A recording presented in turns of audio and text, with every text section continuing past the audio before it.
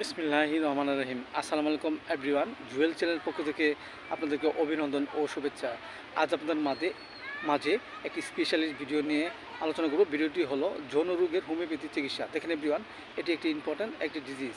আমরা যৌবনকালে অনেক সময় দেখা যাচ্ছে যে বিভিন্নভাবে আমরা হস্তমিথুন করি কিংবা রাত্রেবেলা বিভিন্ন ব্লু ফিল্ম দেখি, এর ফলে আমাদের মাঝে যৌন রোগটি দেখা দিতে পারে। অনেক সময় আমাদের লিঙ্গে অনেক সময় বেঁকে গিয়ে ছোটো হয়ে যায়, অনেক সময় দেখা যাচ্ছে যে নিঃশক্তি দেখা দেয়। সো এভরিওয়ান, এই রোগটি আমাদের মাঝে হলে যে লক্ষণগুলো থাকে তা হলো, এই রোগ আক্রান্ত ব্যক্তিটির যদি ঘুমের ঘরে যদি লিঙ্গ শক্ত হয়, আবার ঘুম থেকে জেগে উঠলে আবার নরম হয়ে যায় এবং যৌনমিলনে তেমন তৃপ্তি পাওয়া যায় না এবং দিন দিন আস্তে আস্তে মনে হচ্ছে লিঙ্গটি শুকিয়ে যাচ্ছে।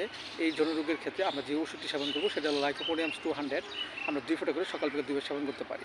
এছাড়া এই রোগ আক্রান্ত ব্যক্তিটির যদি অল্প কথায় যদি তার বীর্য বের হয়ে যায় বা কোনো কামোত্তেজনার কথায় তার বীর্য ঝরে এবং কোনো যৌনমিলনে সক্ষমতা পাওয়া যায় না, এই ক্ষেত্রে আমরা যে ওষুধটি সেবন করবো সেটা হলো নোভালুটিয়া 30, আমরা 2 ফোঁটা করে সকাল বিকেল 2 বার সেবন করতে পারি। পাশাপাশি যদি আমাদের বীর্য জনিত কোনো ঘাটতি থাকে, এর ফলে যদি আমার প্রস্তুত কমে যায়, মনে তেমন সুখ পাওয়া যায় না, এই ক্ষেত্রে আমরা যে ওষুধটি সেবন করবো সেটা হলো টার্না মাদার, আমরা 10 ফোঁটা করে সকাল বিকেল 2 বার সেবন করতে পারি। পাশাপাশি আমাদের হোমিওপ্যাথিক যে বায়োকেমিক বড়ি ন্যাটাম মিওসিসের 4টি করে চিবিয়ে হালকা গরম উষ্ণ পানি সহ আমরা সকাল বিকাল 2 বার সেবন করতে পারি।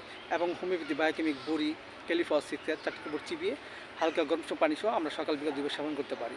এবং পথ্য হিসেবে আমরা যা গ্রহণ করতে পারি তা হলো, আমাদের এই যৌন রোগ দূর করার জন্য আমাদের যে পথ্য হিসেবে যেটা গ্রহণ করব সেটা হলো, আমরা প্রতিদিন অন্তত কিশমিশ খাবো, গাজর খাবো এবং দুধ ডিম ইত্যাদি খাবো। এর ফলে আমাদের মাঝে যে যৌন রোগের যে প্রবণতা সেটা আস্তে আস্তে দূর হয়ে যাবে এবং আমাদের মধ্যে সুস্থতা ফিরে আসবে।